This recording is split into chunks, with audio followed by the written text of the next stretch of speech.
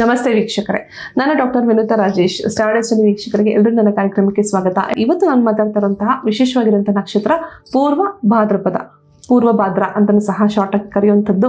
ಪೂರ್ವ ಭಾದ್ರಪದ ನಕ್ಷತ್ರ ಎರಡು ರೀತಿಯಾದ ರಾಶಿಗಳಲ್ಲಿ ತನ್ನ ಚರಣಗಳನ್ನ ವಿಂಗಡೆ ಆಗಿರುತ್ತೆ. 1, 2, 3 ನಾವು ಕುಂಭ ರಾಶಿಯಲ್ಲಿ ಕಂಡ್ರೆ 4ನೇ ಚರಣ ಬಂದು ಮೀನ ರಾಶಿಯಲ್ಲಿ ನೋಡ್ತೀವಿ. ಸೊ ಕುಂಭ ರಾಶಿಯ ಅಧಿಪತಿ ಶನೈಶ್ಚರ, ಮೀನ ರಾಶಿಯ ಅಧಿಪತಿ ಗುರು, ಪೂರ್ವ ಭಾದ್ರಪದದ ಒಂದು ನಕ್ಷತ್ರದ ಅಧಿಪತಿ ಬಂದು ಸಹ ಗುರು. ಸೊ ಈ ಒಂದು ಟ್ರಯಾಂಗ್ಯುಲರ್ ಅಂತೇನಿಲ್ಲ, ಎರಡೇ ಒಂದು ಗ್ರಹಗಳ ಒಂದು ಸಂಯೋಗ ನಡೀತಾರಂಥದ್ದು. ಒಂದು ಶನೈಶ್ಚರ ಧರ್ಮ ಕರ್ಮಾಧಿಪತಿಯ ಒಂದು ಯೋಗ ಇರಬಹುದು, ಮತ್ತೆ ಅಲ್ಲಿ ಬಂದು ಧರ್ಮಾಧಿಪತಿಯ ಒಂದು ಯೋಗವನ್ನೇ ನಾವು ನೋಡಬಹುದು. 4ನೇ ಚರಣ ಏನಾದರೂ ಇತ್ತು ಅಂತಾರೆ ಬೈ ಚಾನ್ಸ್ ನೀವು ಹುಟ್ಟಿರುವಂಥದ್ದು, ಸೂಪರ್ ಇರುತ್ತೆ, ರಾಜಯೋಗ ಇರುವಂತಹ ಒಂದು ನಕ್ಷತ್ರ ಪೂರ್ವ ಭಾದ್ರ. ಯಾಕೆಂದರೆ ಸ್ವಂತ ಮನೆಯಲ್ಲಿ ಬರುವಂತಹ ತುಂಬ ರೇರ್ ನಕ್ಷತ್ರ, ಅಂದರೆ ತನ್ನ ಸ್ವಂತ ಮನೆಯಲ್ಲೇ ತನ್ನ ಒಂದು ಗ್ರಹದ ಅಧಿಪತಿ ಇರುವಂತಹ ಮನೆಯಲ್ಲೇ ಬರುವಂತಹ ವಿಶೇಷವಾಗಿರುವಂಥ 4ನೇ ಚರಣ. ಬೈ ಚಾನ್ಸ್ ನಿಮ್ಮ ಜಾತಕಗಳನ್ನ ನೋಡ್ಕೊಳ್ಳಿ, 1, 2, 3 ಇದ್ದು ಕುಂಭರಾಶಿಯಲ್ಲೇ ಇದ್ದು ಒಂದು ರೀತಿಯಾದ ಒಂದು ಪ್ರಿಡಿಕ್ಷನ್ಸ್ ಇರುತ್ತೆ. 4ನೇ ಪಾದ ಏನಾದರೂ ಇದ್ದರೆ ಸೂಪರ್ ಪ್ರಿಡಿಕ್ಷನ್ಸು, ಸೂಪರ್ ಆಗಿರುವಂಥ ರಾಜಯೋಗವನ್ನು ನೀವು ಕಾಣಬಹುದು. ಬನ್ನಿ ನಕ್ಷತ್ರಗಳ ಒಂದು ಲೆಟರ್ಸ್ ಅಂದರೆ ಅಕ್ಷರಗಳ ಬಗ್ಗೆ ವಿಚಾರವಾಗಿ ತಿಳಿಸ್ಕೊಡ್ತೀನಿ. ಬೈ ಚಾನ್ಸ್ ನಿಮ್ಮ ಹೆಸರು ಸೋ ಅಥವಾ ಸೌ, ದ, ದಿ, ಸೌ ಇವೆರಡು ನಾವು 1, 2ನೇ ಚರಣ, ದ ಮತ್ತು 3ನೇ ಚರಣ ಇದು ಸಹ ಕುಂಭರಾಶಿಯಲ್ಲೇ ಇರುತ್ತೆ.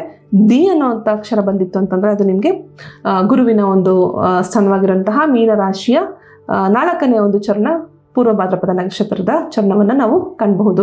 ಸೊ ಬೈ ಚಾನ್ಸ್ ನಿಮ್ಮ ಡೇಟ್ ಆಫ್ ಬರ್ತು ಟೈಮಿಂಗ್ಸ್ ಪ್ರಕಾರ ಗೊತ್ತಿದ್ದು ಈ ಪ್ರಿಡಿಕ್ಷನ್ಸ್ ಅಂದರೆ ಈ ಒಂದು ಇದನ್ನೆಲ್ಲ ಕರೆಕ್ಟಾಗಿ ನೋಡ್ಕೊಳ್ಳಿ. ನನ್ನ ಫಸ್ಟ್ ಸಜೆಷನ್ ಏನಂದರೆ, ನೀವು ಆದಷ್ಟು ನಿಮ್ಮ ಮಕ್ಕಳು ಅಂದರೆ ಈಗ ಹುಟ್ಟುವಂಥ ಮಕ್ಕಳುಗಳಿಗೆಲ್ಲ ಆದಷ್ಟು ನಿಮ್ಮ ಜಾತಕದ ಪ್ರಕಾರವಾಗಿಯೇ ಫಸ್ಟ್ ಪ್ರಿಫರೆನ್ಸ್ ಕೊಡಿ.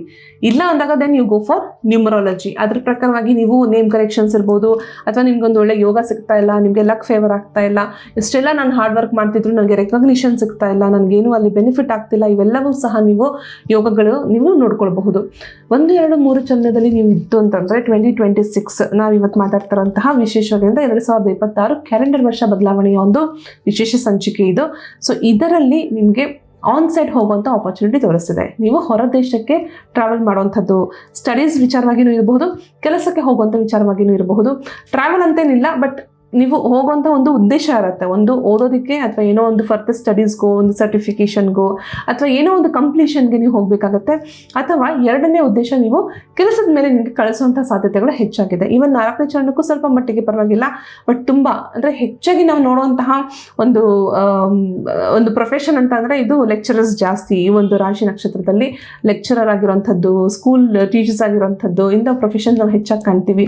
ಈವನ್ ನೀವು ಯಾವುದೋ ಒಂದು ಕಾರ್ಪೊರೇಟಲ್ಲೇ ಕೆಲಸ ಮಾಡ್ತೀರಾ, ಏನೋ ಒಂದು ಹೇಳ್ಕೊಡುವಂಥ ವಿಚಾರದಲ್ಲೇ ನೀವು ನಿಮ್ಮ ಟೈಮ್ನ ಸ್ಪೆಂಡ್ ಮಾಡ್ತಿರ್ತೀರಾ.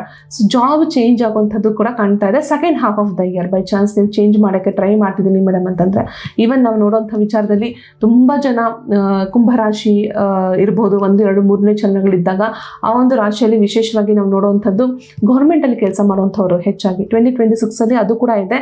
ಬೈ ಚಾನ್ಸ್ ನೀವೇನಾದರೂ ಗೌರ್ಮೆಂಟ್ ಕೆಲಸಕ್ಕೆ ಟ್ರೈ ಮಾಡ್ತಿದ್ರೆ, ಅಥವಾ ಯಾವುದೋ ಒಂದು ಪೋಸ್ಟಿಗೆ ನೀವು ಟ್ರೈ ಮಾಡ್ತಿದ್ದೀರಾ, ಅಥವಾ ಯಾವುದೋ ಒಂದು ಸಸ್ಪೆನ್ಷನ್ ಆಗೋಗಿದೆ, ನೀವು ಮತ್ತೆ ಪುನರಾರಂಭ ಮಾಡಬೇಕು, ನನಗೆ ಮತ್ತೆ ಚಾನ್ಸಸ್ ಸಿಗುತ್ತಾ, ತುಂಬ ಜನ ಕೆಲಸದಿಂದ ಸಸ್ಪೆಂಡ್ ಆಗಿರ್ತೀರಾ ಅಥವಾ ಮತ್ತೆ ಸಿಗುತ್ತಾ, ಅವೆಲ್ಲ ಅವಕಾಶಗಳು ಇದೆ.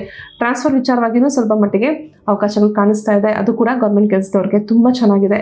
ಬೇಸಿಕಲಿ ಎಸ್, ಓವರಾಲ್ ಎಲ್ಲ ನಕ್ಷತ್ರಗಳಿಗಿಂತ ಕಂಪೇರ್ ಮಾಡಿದ್ರೆ ಸ್ವಲ್ಪ ಮಟ್ಟಿಗೆ ಎಸ್ ಚೆನ್ನಾಗಿರುವಂತಹ ಒಂದು ಪೂರ್ವ ಭಾದ್ರಪದ ನಕ್ಷತ್ರದಲ್ಲಿ ಒಳ್ಳೆ ಪ್ರಿಡಿಕ್ಷನ್ಸ್ ನಾವು ನೋಡ್ಬೋದು. ಸ್ವಲ್ಪ ಮಾರ್ಕೆಟಿಂಗ್ ಮಾಡ್ತಾರಂಥವ್ರು, ಸೇಲ್ಸಲ್ಲಿರೋಂಥವ್ರು, ಅಥವಾ ಈ ಸಣ್ಣ ಪುಟ್ಟ ಅಂಗಡಿಗಳು ಇಟ್ಕೊಂಡಿರೋಂಥವ್ರು, ಒಂದು ಚಿಕ್ಕ ಚಿಕ್ಕ ಬಿಸ್ನೆಸ್ ಮಾಡ್ತಿರೋಂಥವ್ರು, ಅಂಥವ್ರುಗಳಿಗೆ ಸ್ವಲ್ಪ ಮಟ್ಟಿಗೆ ಏಟ್ ಬೀಳೋವಂಥದ್ದು. ದುಡ್ಡಿನ ವಿಚಾರದಲ್ಲಿ ಸ್ವಲ್ಪ ಏನೋ ಒಂದು ಯಾರೋ ಕೊಡ್ತೀನಿ ಅಂತ ಹೇಳಿ ಕೊಡೋಕ್ಕಾಗದೇ ಇರ್ತಾರೆ, ಅಥವಾ ಬಿಸ್ನೆಸ್ ಇಂಪ್ರೂವ್ಮೆಂಟ್ಗೆ ನೀವು ಯಾರು ಕೇಳಿರೋಂಥದ್ದು ಅದು ನಿಮಗೆ ಸರಿಯಾದ ಸಮಯಕ್ಕೆ ಸಿಗೋದಿಲ್ಲ. ತುಂಬ ಜನ ಕನ್ಸಲ್ಟೇಷನ್ ಕೇಳೋಂಥವ್ರು, ಅದು ಕೂಡ ತುಂಬ ಪ್ರಶ್ನೆ ಇರುತ್ತೆ, ನಾವು ಯಾರಿಗೋ ದುಡ್ಡು ಕೇಳಿದ್ದೀವಿ, ಅವ್ರು ನಮಗೆ ಕೊಡ್ತಾರಾ ಕೊಡಲ್ವಾ ಅಂತ. ಹಾಗಾಗಿ ಈ ಪಾಯಿಂಟ್ ನಾನು ಸೇರಿಸ್ತೀನಿ. ಬೈ ಚಾನ್ಸ್ ನಿಮಗೂ ಏನಾದರೂ ಕ್ವೆಶನ್ಸ್ ಇತ್ತು ನಾನು ಕೇಳಬೇಕು ಅಂದರೆ ಕಾಣ್ತಿರೋ ನಂಬರ್ಸ್ಗೆ ಕಾಲ್ ಮಾಡಿ. ಜೊತೆಗೆ ಇಂಪಾರ್ಟೆಂಟ್ಲಿ ಯಾರ್ಯಾರೆಲ್ಲ ನನ್ನ ಚಾನಲ್ ಸಬ್ಸ್ಕ್ರೈಬ್ ಮಾಡ್ಕೊಳ್ತಾ ಇದ್ದೀರಾ, ಯಾರೆಲ್ಲ ಲೈಕ್ ಮಾಡ್ತಿದ್ದೀರಾ, ತುಂಬ ಜನ ಈಗ ಆಲ್ರೆಡಿ ಕಮೆಂಟ್ ಸೆಕ್ಷನಲ್ಲಿ ನೀವು ಕೊಡ್ತಿರೋಂಥ ಪರಿಹಾರಗಳು ನಮಗೆ ತುಂಬ ಚೆನ್ನಾಗಿ ವರ್ಕ್ ಆಗ್ತಿದೆ ಮ್ಯಾಮ್, ನಾವು ಇಷ್ಟು ಸರಳವಾಗಿಯೂ ನಮ್ಮ ಸಮಸ್ಯೆಗಳಿಗೆ ನಾವು ಪರಿಹಾರ ಮಾಡ್ಕೊಳ್ಬೋದು ಅಂತ ಗೊತ್ತೇ ಇರಲಿಲ್ಲ ಅಂತ ಕೇಳ್ತಾರೋಂಥವ್ರು, ತಿಳಿಸ್ಕೊಡ್ತಿರೋಂಥವ್ರು ಎಲ್ರಿಗೂ ಸಹ ಥ್ಯಾಂಕ್ ಯು ಸೋ ಮಚ್. ಯಾಕೆಂದರೆ ನಾವು ಕೊಡೋಂಥ ಪರಿಹಾರಗಳು ನಿಮ್ಮ ಲೈಫಲ್ಲಿ ಇಷ್ಟೊಂದೆಲ್ಲ ಇಂಪಾರ್ಟೆಂಟ್ ಆಗ್ತಿದೆ, ಇಷ್ಟೊಂದೆಲ್ಲ ಬೆನಿಫಿಟ್ ಆಗ್ತಿದೆ ಅಂತಂದರೆ ಖಂಡಿತ ನನಗೆ ಖುಷಿನೇ, ಸಂತೋಷವೇ. ಇದರ ಜೊತೆಗೆ ವಿಶೇಷವಾಗಿರೋಂತಹ ಈ ಬ್ರೇಸ್ಲೆಟ್ಟು, ಗುರುವಿನ ನಕ್ಷತ್ರ ನಕ್ಷತ್ರದಲ್ಲಿ ಹುಟ್ಟಿರುವಂತಹ ಪೂರ್ವ ಭಾದ್ರಪದ, ನೀವು ಕುಂಭರಾಶಿನೇ ಇರಬಹುದು, ಮೀನರಾಶಿನೇ ಇರಬಹುದು, ಈ ಒಂದು ವಿಶೇಷವಾಗಿರುವಂಥ ಬ್ರೇಸ್ಲೆಟ್ ಹಾಕ್ಕೊಳ್ಳಿ. ಹೇರಳವಾಗಿರುವಂಥದ್ದು ಅಬ್ಬಂಡೆಂಟ್ ಮನಿ ನೀವು ನೋಡಬಹುದು.